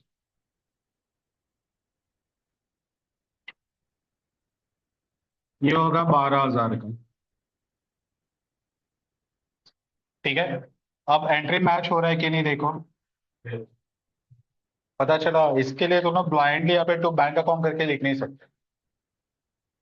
ठीक है, जीएसटी ऊपर टेबल में था, यहाँ पे एंट्री में, सॉरी टेबल में नहीं था, एंट्री में वो कवर किया। तो वो एक पार्ट चेंज हुआ। दूसरा कि ये वाला जो पार्ट है डिसमेंटलिंग कॉस्ट, इसका प्रोविजन बनाना पड़ेगा, वो अपन अभी पे नहीं करें। तो वो भी दोनों को माइनस करके बाकी का अमाउंट बैंक पे लिखना पड़ेगा। ठीक है। अगर तुम लोग जीएसटी का अकाउंटिंग नहीं शो कर रहे, ठीक है, तो एंट्री काफी सिंपल हो जाएगा। पीपी में 542, ठीक है, डायरेक्टली टू बैंक 542 माइनस 12, और बाकी का प्रोविजन में 12। ठीक है। सिर्फ जब ये जीएसटी आएगा तभी दोनों को वो अलग से ऐड कर। क्लियर है? तो ये पीपी का प्राइस, ये फ्रेट, ये जीएसटी, और 10,000 क्या था, इंस्टॉलेशन। इंस्टॉलेशन का भी अपन एज्यूम करें कि अपन इमीडिएटली 10,000 पे करें, लेकिन अगर अपना ही एम्प्लॉय है, उसके सैलरी में ऐड करने वाले, तो दोनों को वो इंस्टॉलेशन कॉस्ट पेएबल करके एंट्री पास करना पड़ेगा। वैसे नहीं रहता है अगर अपना एम्प्लॉय है ना, तो जब एम्प्लॉय को भी अपॉइंट करते हैं, अभी फॉर एग्जाम्पल तुम लोग को सीए फर्म ने अपॉइंट किया, तो तुम लोग को सीए फर्म से रिलेटेड जो भी काम रहेगा ना, वो तुम लोग से करवाएंगे, उसके लिए तुम लोग को कुछ अलग से पैसा नहीं दे। लेकिन अगर उन्होंने कुछ ऐसा काम करवाया जो सीए फर्म से रिलेटेड नहीं है, तो तुम लोग वही अपने सैलरी में काम नहीं करोगे, तुम लोग इसका पैसा अलग से चाहिए। तो एम्प्लॉय भी ऑब्वियसली वो नौकर नहीं है कि जो भी बोलो काम करते रहेगा। उसको जो पर्पस के लिए अपॉइंट किया है वो पर्पस वो काम करेगा, बाकी के लिए वो अलग से पैसा चार्ज करेगा। और अगर ऐसे भी अगर सोचे कि सपोज इमेजनरी ऐसा सोचो कि अपना रेगुलर एम्प्लॉय है, पूरा दिन अपने फैक्ट्री में ही काम करता है, और उससे कोई अपन बोला कि अभी आज ये मशीन इंस्टॉल कर, तो उसको मशीन इंस्टॉलेशन के लिए अलग से नहीं दिया। लेकिन जब भी वो मशीन इंस्टॉलेशन के लिए काम करेगा तभी गुड्स नहीं बनाएगा, तो उतना अपना प्रोडक्शन लॉस्ट होगा। ठीक है। तो वो सैलरी अपने को गुड्स के जगह पे इसके लिए काउंट करना पड़ेगा। तो कितना नंबर ऑफ आवर्स है वो लोग को ट्रैक रिकॉर्ड रखना पड़ेगा, और वो आर्ली अकाउंटिंग करके वो लोग यहाँ पे पीपीई में ऐड करें, तभी पीएनएल में नहीं जाएगा वो। लेकिन उतना प्रैक्टिकल है ये सब, थ्योरेटिकली बोलने के लिए। प्रैक्टिकल लाइफ में ना कंपनी उतना केयर करता है, ना ऑडिटर उतना केयर करता है। कौन उतना देखने को जाता है कि कितना आवर्स लगा इंस्टॉलेशन के लिए? ऑडिटर को कौन प्रूव करेगा?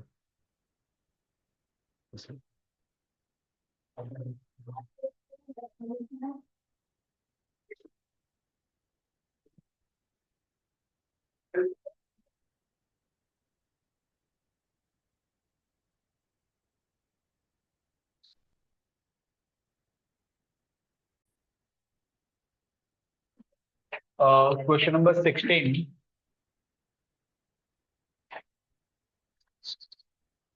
ये सेम इनिशियल रिकॉग्निशन के ऊपर ही है। बी लिमिटेड इज इनकर the following transaction in respect of acquiring plant in exchange of old plant. हाँ जी। तो ओल्ड प्लांट एक्सचेंज करके न्यू प्लांट अपन एक्वायर कर रहे हैं। ठीक है। ओल्ड प्लांट को अपने को डी रिकग्नाइज, वर्ड है डी रिकग्नाइज करना। ठीक है। तो डी रिकग्नाइज करने के ओल्ड प्लांट का वैल्यू अपने बुक से निकालना, और न्यू प्लांट का वैल्यू रिकग्नाइज करना, यानी कि न्यू प्लांट को बुक्स पे रिकॉर्ड करना। ऐसे वो लोग टेक्निकल वर्ड्स इंडिया इसमें यूज करते हैं। The old site was dismantled eight a cost of rupees 8,000. No estimated dismantling cost was capitalized for the old plant. Scrap from the old site sold at rupees 1,000. अब ये इंडेस है ना, वो तो अभी है। ठीक है।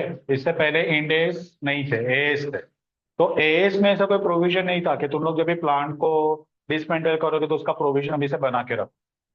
तो अगर प्लांट अगर 20 साल पहले, 25 साल पहले, 10 साल पहले वगैरह जब भी इंडेस नहीं था, तभी अगर तूने एक्वायर किया रहेगा तो तूने उसका प्रोविजन बनाया नहीं रहेगा। ठीक है। तो वो केस में वही सेम सिचुएशन यहाँ पे दिया हुआ है कि dismantling cost actually old plant का इंकर किया 8,000, लेकिन कंपनी ने उसका प्रोविजन नहीं बनाया था। क्यों नहीं बनाया था? क्योंकि वो लोग तभी पहले एएस फॉलो करे, और एएस के अंदर इसका प्रोविजन था ही नहीं।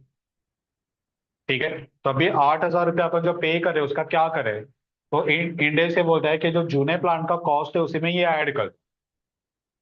जूने प्लांट का डिसमेंटलिंग कॉस्ट है ना, तो जूने प्लांट के कॉस्ट में ऐड होना चाहिए, नए में ऐड नहीं होना चाहिए। पॉइंट समझा? नए प्लांट का डिसमेंटलिंग कॉस्ट का प्रोविजन बनाएंगे। वो नए प्लांट का डिसमेंटलिंग करेगा। ये तो जूने का है, ये नए का नहीं। डिफरेंस समझा? ठीक है। तो इसको तुम लोग ऐड नहीं करोगे। जो अपन यहाँ पे लिस्ट बनाते हैं नए प्लांट का जो भी कॉस्ट लेंगे, उस पे ये 8,000 ऐड नहीं होगा, क्योंकि ये ओल्ड प्लांट के वैल्यू में ऐड कर, न्यू प्लांट के वैल्यू में ऐड नहीं कर। हाँ, यानी कि तुम लोग को समझा मैं क्या बोल रहा हूँ? ये जो प्रेजेंट वैल्यू डिस्पेंडिंग कॉस्ट अपन ने 12,000 ऐड किया ना, ये किसका रहेगा, ओल्ड का या न्यू का? तो ये न्यू का रहेगा। और यहाँ पे जो 8,000 उन्होंने बोल रहे हैं, ये किसका है? ये ओल्ड का है। तो ओल्ड प्लांट का कॉस्ट न्यू प्लांट के कॉस्ट में ऐड नहीं कर सकते, वो ओल्ड प्लांट के साथ ही बुक से रिमूव हो। क्लियर है? ठीक है। हाँ, अब इसका जो पॉइंट था कि स्क्रैप वैल्यू मिला 1,000, तो ऑब्वियसली जो डिस्मेंटलिंग कॉस्ट है वो नेट ऑफ 7,000 का इंक्लूड होगा, 8 - 1। ठीक है। The new site was constructed at a cost of ₹48,000। New site का कंस्ट्रक्शन का कॉस्ट ऐड होगा न्यू प्लांट में, ऑब्वियसली ऐड होगा, क्योंकि न्यू प्लांट का है। ठीक है। The supplier of the plant agree to take away the old plant at fair value of ₹1,26,000। ये क्या है? Exchange value. परफेक्ट। अगर नया plan suppose for example 10 lakh का लिया, तो 10 लाख में से 126 वो माइनस करेगा, बाकी का अमाउंट अपने को उसको पे करना। ठीक है। तो एक्सचेंज वैल्यू है ओल्ड प्लान का, resale value. The new plan price was ₹3,20,000। Carrying amount of old plant was ₹1 lakh. ठीक है। तो वो 1 लाख का प्लांट 1,26,000 में वो एक्सचेंज में ले रहा है। अपने बुक में उसका वैल्यू 1 लाख ही है। ठीक है। तो 1 लाख का प्लांट 1,26 में एक्सचेंज पे जा रहा है, यानी कि उसका सेल प्राइस गिनेंगे 126, और न्यू प्लांट जो अपन बुक्स पे रिकॉर्ड करेंगे वो परचेज प्राइस गिनेंगे 3,20,000। बैंक कितना पे करेंगे? तो एंट्री लिखने के टाइम पे अपन PP debit new to PP old to bank, ऐसा एंट्री लिखना पड़ता। समझ में आया? तो पीपी न्यू वाला 320, टू पीपी ओल्ड वो 126, उस पे कॉस्ट प्रॉफिट वगैरह सेग्रीगेट करना पड़ेगा। टू बैंक जो बाकी का अमाउंट है वो बैंक पे देना पड़ेगा। समझ में आ रहा है लॉजिक? चलो। Present value estimated for dismantling the site is 16,000। ये किसका, न्यू वाले का कि ओल्ड वाले का? न्यू का, क्योंकि ओल्ड वाला तो डिसमेंटल 8,000 में कर लिया है ना, तो वापस का आएगा तो उनको कॉस्ट आएगा। फिर न्यू वाले का डिसमेंटलिंग का cost. Wages paid for installation of the plant 4,000 include होगा। यस। ट्रायल रन का कॉस्ट 1,600, ये भी इंक्लूड होगा। फ्रेट पेड 8,000, ये भी इंक्लूड होगा। GST apply on supply of plant 18%, freight 18%, ये अपन इंक्लूड नहीं करेंगे। सिर्फ एंट्री में अगर जीएसटी भी कवर करे तो एंट्री में बताना पड़ेगा। Loss amounted to 40,000 for low capacity utilisation of the plant after installation. ये वाला नॉट टू बी इंक्लूडेड में देखो कहीं तो लिखा रहेगा, not to be included. Initial losses, low capacity पे अगर काम किया तो वो इंक्लूड नहीं करना, तो ये इग्नोर करो। 10,000 was paid for cost of launching the product we produced from the plant. Cost of launching the new product. Launching यानी कि इनिशियल एडवर्टाइजमेंट प्रमोशन वगैरह, प्रोडक्ट लॉन्चिंग के टाइम पे सब कॉस्ट इंकर होता है, तो ये अपन इंक्लूड नहीं करेंगे। Recognise the asset value and pass journal. ठीक है।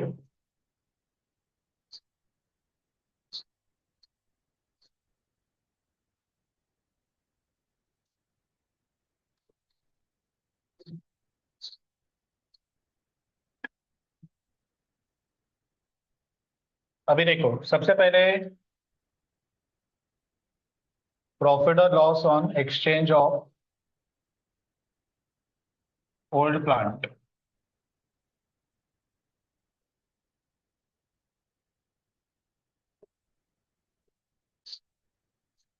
अब देखो सबसे पहले ओल्ड प्लांट का जो कैरिंग अमाउंट है वो 1 लाख दिया है। ठीक है। पॉइंट नंबर 1 में आ जाओ। ओल्ड साइट को डिसमेंटल करने का कॉस्ट आया 8,000 का, स्क्रैप वैल्यू मिला 1,000 का। तो ये अपन क्या डिस्कस किया कि अपन ये कॉस्ट ऑफ ओल्ड प्लांट में ऐड करेंगे, तो ये 7,000 जो नेट ऑफ है वो ऐड करना पड़ेगा।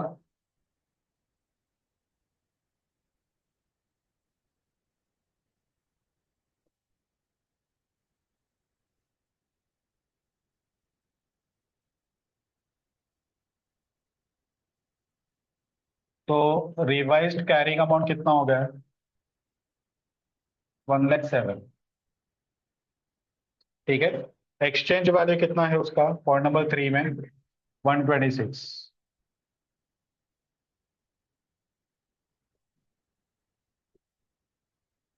यानी कि ये अपना इनडायरेक्टली सेलिंग प्राइस है। तो गेन हो रहा है, प्रॉफिट ऑन एक्सचेंज कितना आया समझ लो। अभी जो न्यू प्लांट का कॉस्ट है,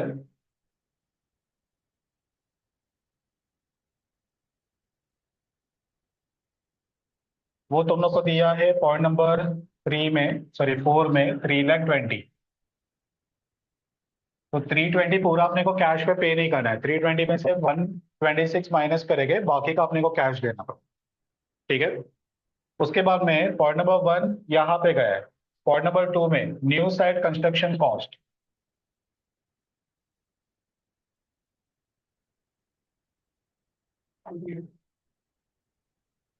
48,000 ये ऐड होगा। पॉइंट नंबर 3 एक्सचेंज वैल्यू जो हमने यहाँ पे यूज किया है। पॉइंट नंबर 4 में न्यू प्लांट का परचेस प्राइस था, वो हमने ले लिया, कैरिंग अमाउंट दिया था वो यहाँ पे यूज हो गया है। Next present value of dismantling,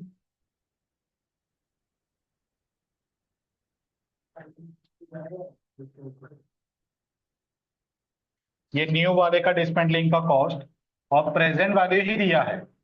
अगर प्रेजेंट वैल्यू नहीं दिया रहेगा तो प्रेजेंट वैल्यू निकालना पड़ता है, लेकिन उन्होंने प्रेजेंट वैल्यू ही दिया है। वेजेस पेड फॉर इंस्टॉलेशन,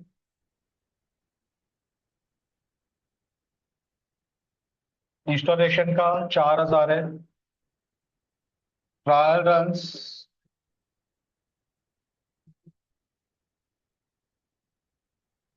ठीक है। फ्रेट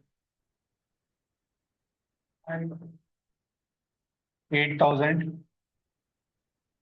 उसके बाद में जीएसटी, ये नहीं आएगा। Loss due to low capacity,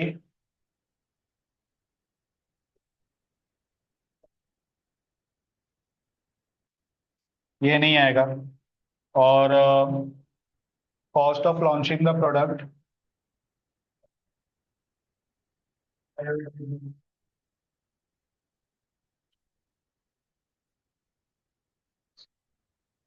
बताओ। Cost of PP 3 lakh.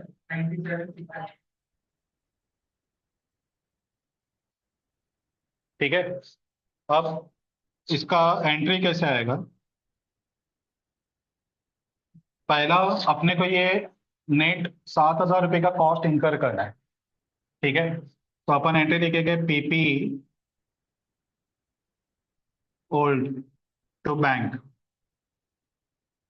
ठीक है, 7,000। अगर तुम लोग को सेपरेट लिखना है तो दो एंट्री लिखने का। पहले में पीपी टू बैंक 8,000, और मैं बैंक टू पीपी 1,000 स्क्रैप कर। ठीक है। अब दूसरा, अपन ये देख के अपन ये नया वाला परचेस कर रहे हैं। तो पीपी अकाउंट डेबिट 397,600। ठीक है। अगर जीएसटी का अकाउंट इंक्लूड कर रहे हैं तो इनपुट सीजीएसटी एसजीएसटी अपने को लेना पड़ेगा। अगर वो अकाउंट ही कवर नहीं करे तो डायरेक्टली आगे का आएगा। ठीक है। तो सेफर साइड अपन ले लेते हैं। हम्म।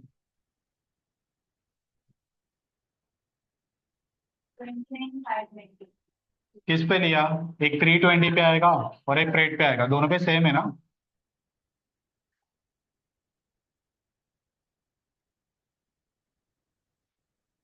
9% लिया ना?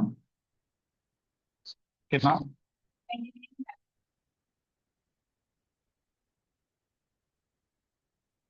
ओके, तो ये इनपुट सीजीएसटी एसजीएसटी हो गया।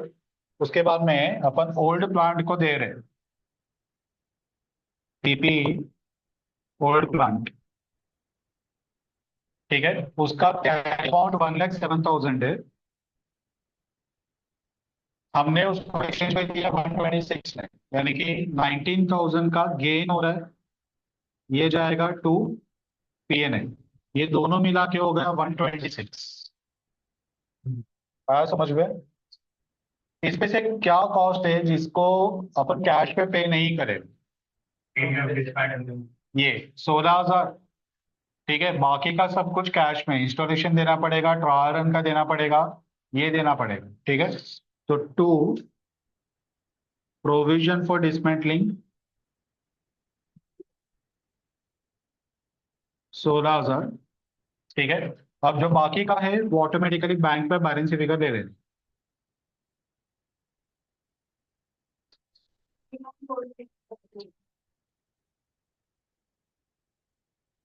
अगर इसको क्रॉस चेक करोगे तुम लोग, तो 320 माइनस 126। ठीक है, ये अपने को देना पड़ेगा ओरिजिनल प्राइस के लिए, प्लस 48 प्लस 16 नहीं, plus 48 plus 4 plus 1,600 plus 8,000 plus GST 29,520, तो वो मिला के आना चाहिए 3,14,640।